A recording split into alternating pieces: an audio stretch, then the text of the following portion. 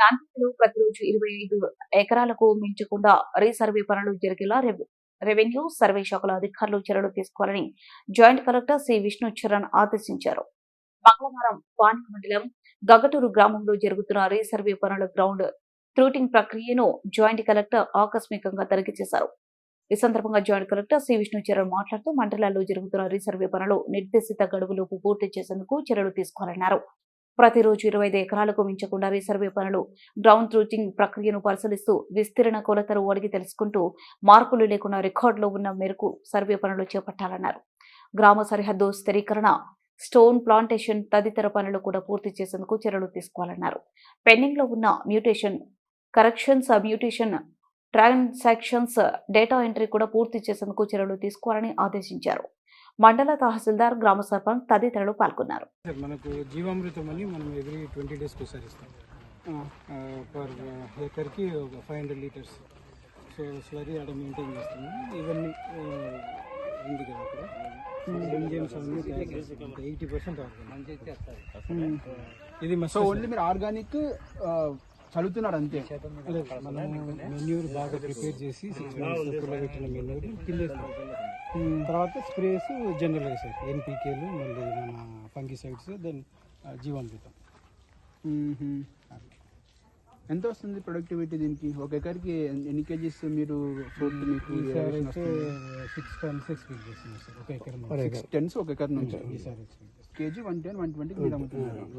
సైజుని బట్టి 3.5 kgs పైన గ్రామ్స్ పైన ఉంటే ఒక రేటు, 300 బిలో ఉంటే ఒక రేటు, 70, 80 అట్లా 65 వస్తుంది. మనకు మంచిగా 500 grams 400 grams అనేది మంచి rate, 110, 120 depends upon the market. So 6 tons మీకు ఒక దాని నుంచి వస్తుంది.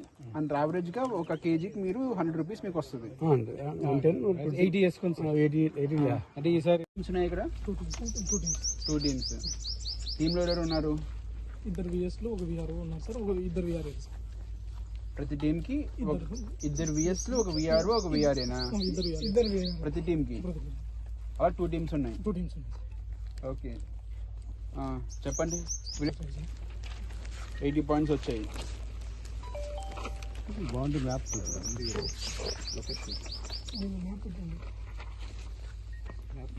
వెబ్టైజేషన్ చేసి పంపించారా మీరు? పంపించారా?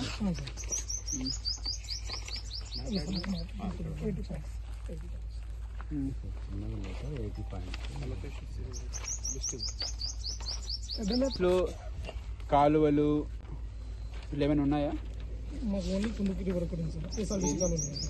ఎస్ఆర్బిసి కాలువలోనే కుందు నది కూడా ఉంది. కుందు సార్, ఇక్కడ నుంచి ఎస్ఆర్బిసి ఒకటి పోతుంది సార్. ఇది ఎస్ఆర్బిసి ఇదంతా కూడా బార్డర్, మీకు బౌండరీ బార్డర్. ఓకే, ఇక్కడ మీరు ఎలా ఫిక్స్ చేశారు పాయింట్స్ ని?